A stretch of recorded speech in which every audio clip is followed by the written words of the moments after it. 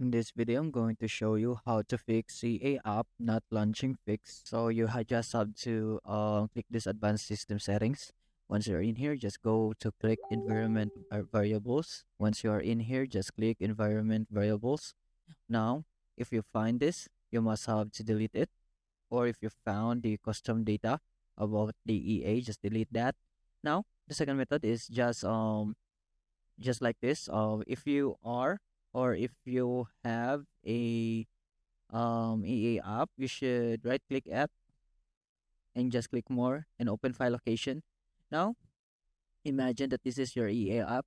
So just go to properties, go to compatibility, and go to compatibility and just click this run this program and apply and okay. Now, the third method is just to clear cake. So you just have to Windows R. As you can see, just go to local app data and just find the EA app here and just delete. Once you found the EA app, just delete. Or you just have to reinstall your EA app and that's it.